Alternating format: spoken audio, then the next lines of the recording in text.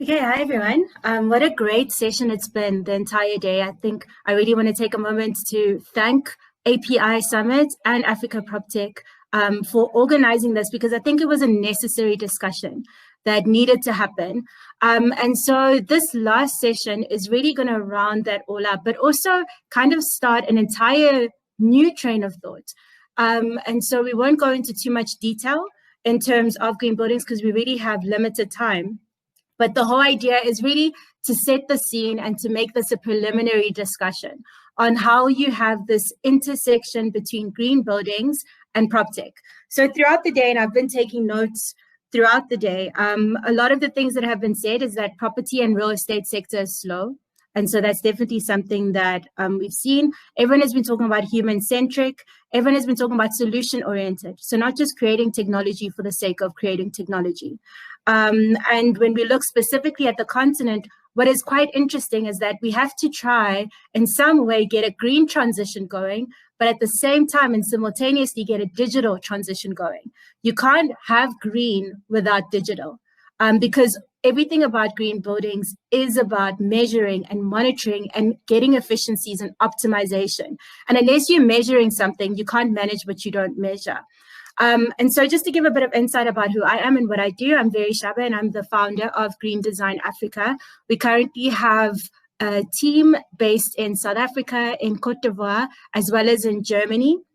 And what we focus on is on high performance buildings. And I've been working in this space for the last 10 years, where we started with the Carbon Neutral Zero Waste Institute in Kenya. And that's really how my space in green buildings began.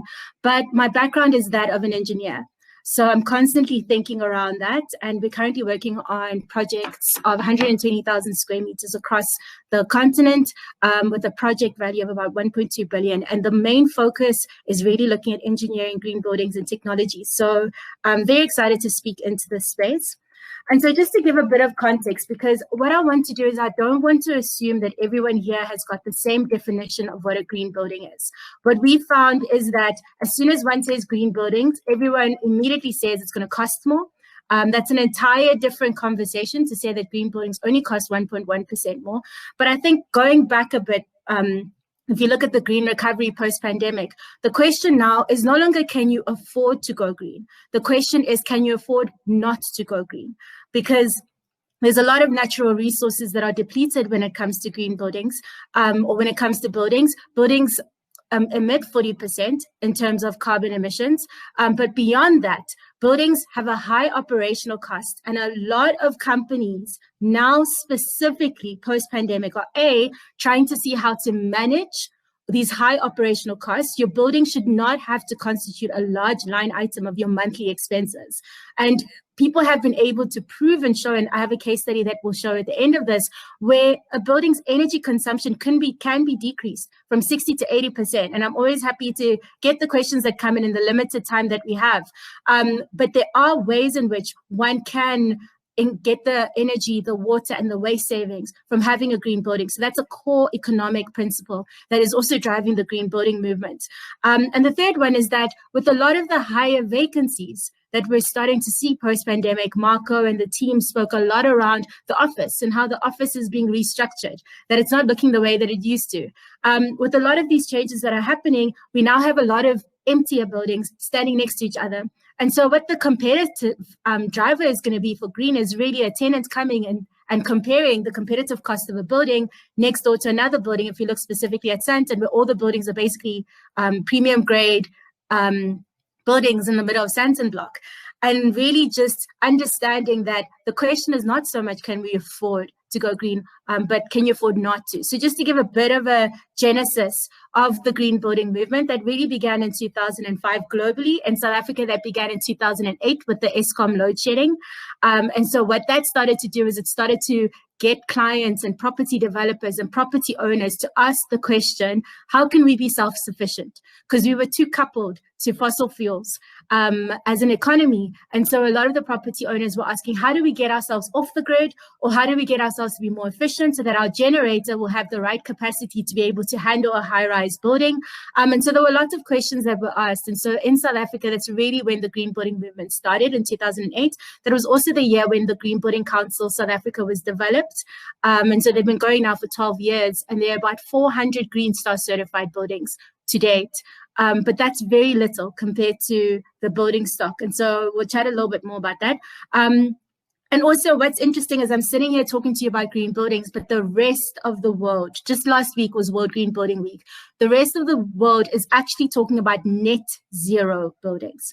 Because in COP21 in 2015, countries, including South Africa, ratified an agreement that said that buildings would be carbon neutral. So new buildings would be net zero, which means that what you consume in terms of energy is equal to what you produce in terms of energy.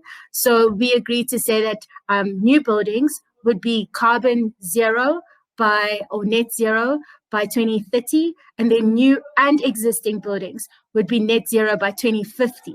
And so that's the reason why a few weeks ago, the president released a newsletter speaking into our climate change adaptation strategy and bill that is going to start coming up, because all countries had to state by 2020 what our green transition plan would be in order to align with the Paris Agreement so that we can have the 1.5 degrees Celsius decrease in our temperatures.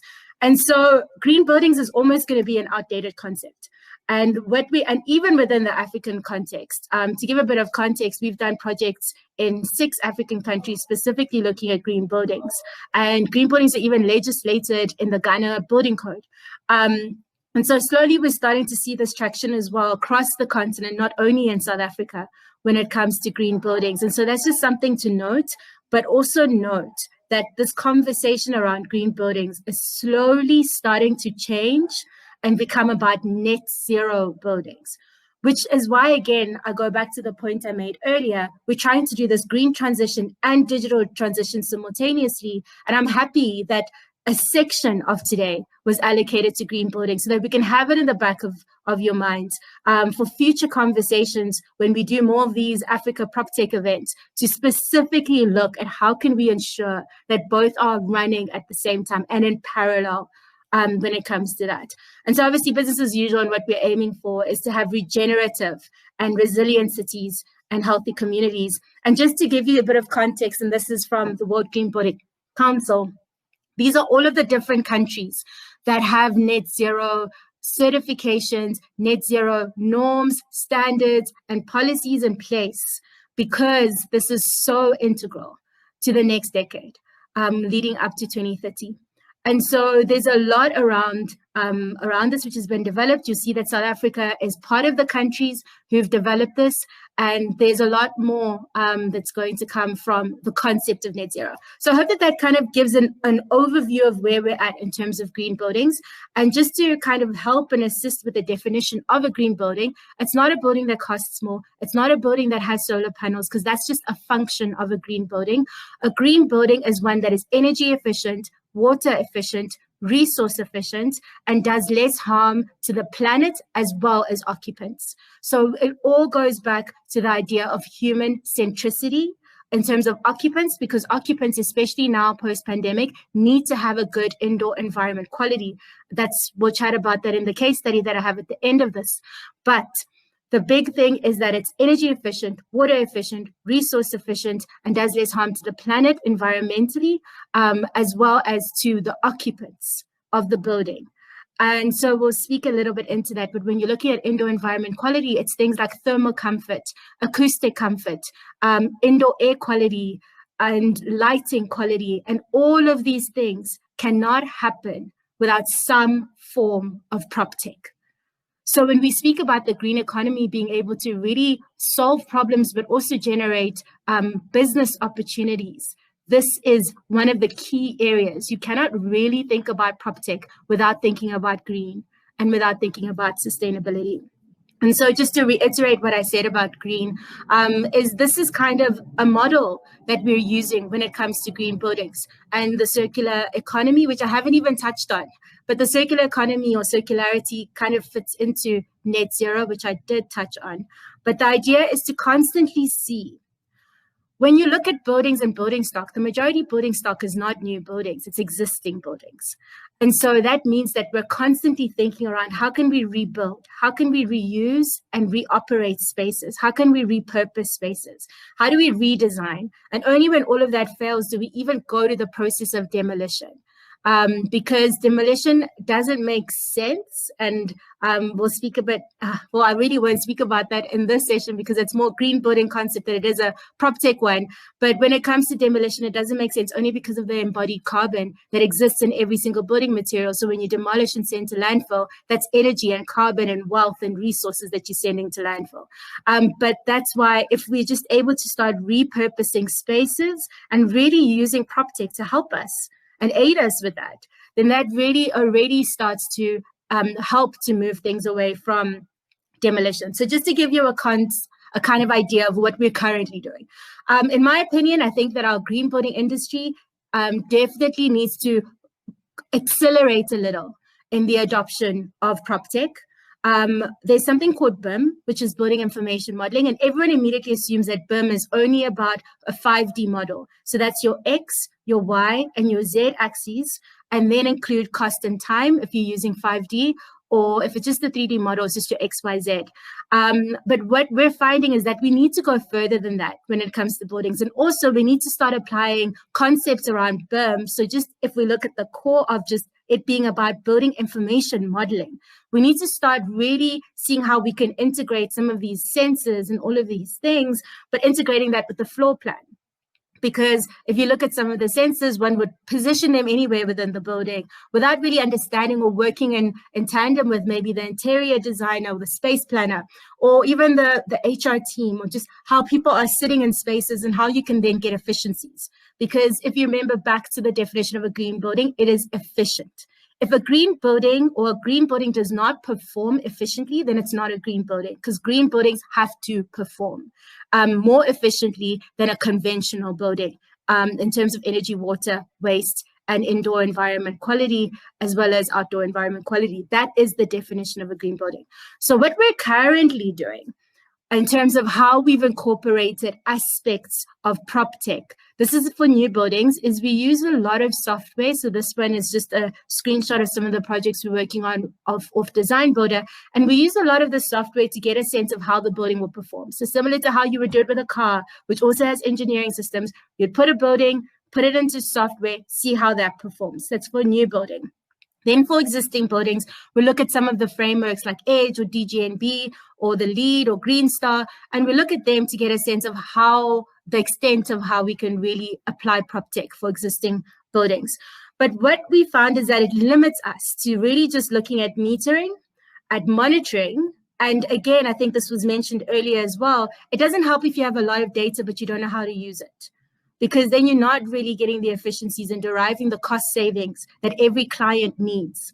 And so what we find is that, again, it's limited to say, oh, you're metering it, but also you need to monitor it. So at what points are there peaks? At what points are there severe variations? You need to look at these things when it comes to the performance of a building. And so that's something where there is that intersection between green buildings and Proptech, but we're not really capitalizing on it the way that we need to. We're still operating in silos when it comes to green and when it comes to digital. And it really is looking at how can we better incorporate these two transitions that South Africa and the continent is going on. And so when it comes to how it should look, is that we need to really be, and this is looking at it at a large scale. A lot of the times Proptech seems to work at a micro scale. So that will be more at commercial and industrial, residential, maybe precinct wide as well. But understanding that buildings consume 40% of electricity consumption, of which 60% of that is air conditioning. There's a lot of scope, a lot of potential to decrease the pressure of the grid when it comes to seeing how we can integrate Proptech and green. There's a lot of scope and potential for that, because then that starts to decrease what generation needs to happen and transmission and distribution. And we'll speak about it a little bit in terms of concepts like a which is when you start to decentralize the energy production or the energy supply within precincts or within a group or cluster of buildings. And you also start to see if you can kind of balance that energy demand. So we know, for instance, residential peaks in the morning and the evening. We know that office peaks in the afternoon. This is obviously pre-pandemic. So post-pandemic, it looks a little bit different. But there's a way in which one can play with this kind of, and it's called a distributed energy management system, but there's a way that one can look at that.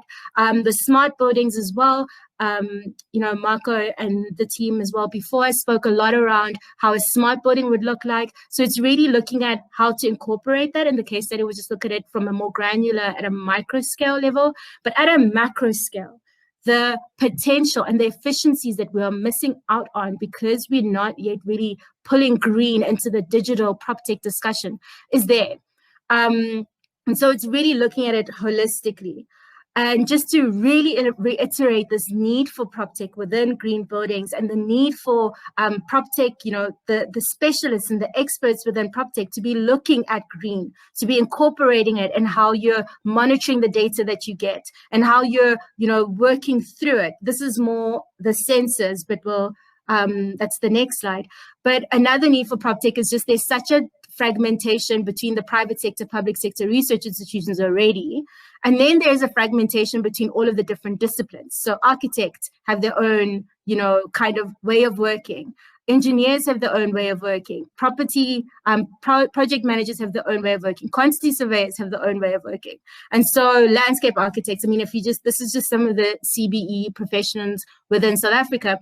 If you just look at how isolated those are, no wonder we're struggling to find efficiencies because everyone is working in their own spaces, in their own silos. And this is why there is a need for technology to bring it all together, not only at new construction level when everyone's coming to do design coordination, but to really play around with modeling, play around with efficiencies, and really play around with how can one derive cost savings, efficiencies, even efficiencies in construction during using Proptech. And really thinking around that. So there's no doubt that there is a need for Proptech. There is also a bit of a disconnect. And so, we just talk about the digital transition without thinking of the green transition. We talk about the green transition without thinking about the digital transition. We're also aware that in Africa, there's a digital divide. There's also an energy equity problem. So all of these different intricacies, in order for this to really find, I think, the multiplier, we need to find a way to really incorporate them well. So this is just a case study of a project that we're currently working on and how we have incorporated green buildings in Proptech. And I'll end here also just for the sake of time. I know I sat in between you and networking or your glass of wine or beer. So what I'll just chat through is just some of the ways in which we're using IoT. And really incorporating sensors. And we're trying to create this framework for our clients so that we can see the best way in which to at least pilot it and show that Proptech will help the client derive efficiencies in terms of energy, water waste, as well as indoor environment quality, and also really accelerate their green transition. Working with a pilot project and then obviously seeing how we can outwork that across their portfolio. Another thing to note is that a lot of the buildings have analog systems. They don't have digital systems. And so it's really finding that protocol that's going to be able to take the analog systems and derive that data and really get it and make it into digital. That's one of the challenges that we've been facing. But I think it's one of those challenges that can be overridden through the use of sensors. And so that's something that we've really been using. So some of the things that we've been measuring are motion, noise, temperature and humidity, light, and head count camera. And all of that then gets translated with weather information, because a lot of the times we look at the energy performance of a building, but remember that the energy performance has everything to do with the occupancy as well as the climate, because both of those factors will make an impact on what the energy kilowatt hours per square meters will be. And so those are the kind of things that sometimes if one doesn't know how to use the data, they won't be able to derive and see actually when you normalize this information, this building is performing better or worse than another building.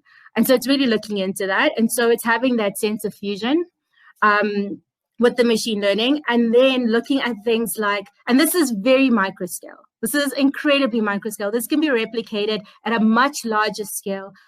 specifically looking at commercial office, but also hospitality, where there's, first of all, I mean, the hospitality industry has taken the biggest knock when it came to the lockdown and the coronavirus pandemic. So really looking at how to decrease your costs and increase efficiencies, specifically when it comes to hospitality. We did a project in Kenya where we looked at the property portfolio of 3 hotels, one in Nairobi, Mombasa, and one in the Masai Mara.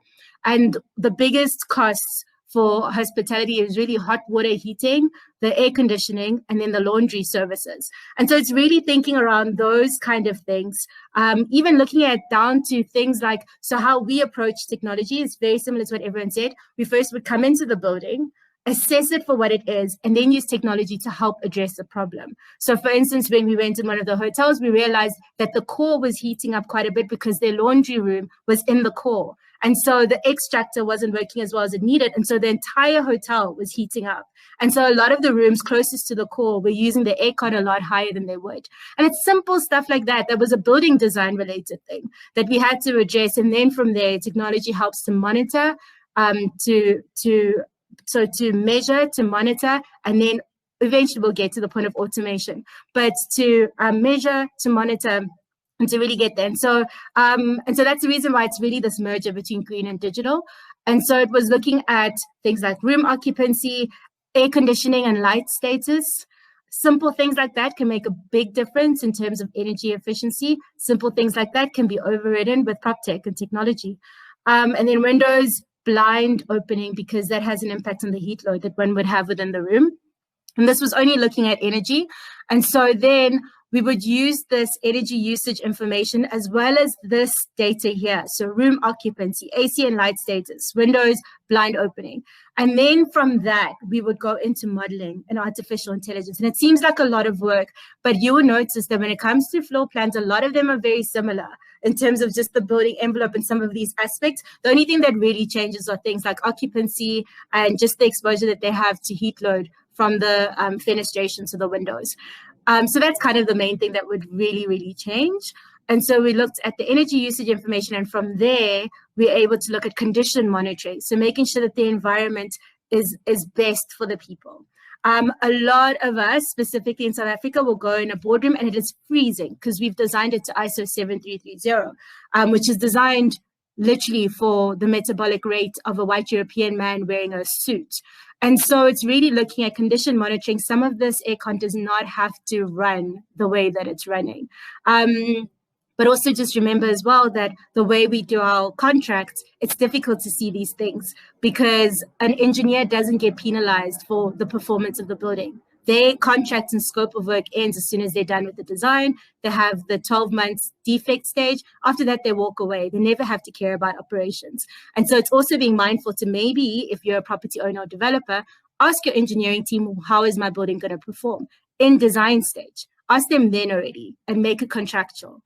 And then after that is predictive maintenance. That's another thing that we can get out of Proptech and green buildings. And then the last thing is just smart energy control. So that's like a very quick, high-level introduction to this merger between green buildings and Proptech. And really just saying that this is the first of, I hope that Sean is somewhere in this call as well as Kevin, but I hope this is one of the first of the discussions around green buildings, Proptech, making sure that we're really pulling the green transition with the digital transition and how we do buildings. A green building is one that performs. It is energy efficient, water efficient, resource efficient, does less damage to the planet and occupants, which means that we cannot have a green building without Proptech. So yeah, I'm not sure if there is time for any questions, but always happy to really engage with the audience on this topic because it's one of my favorites, especially as an engineer. Thank you very much.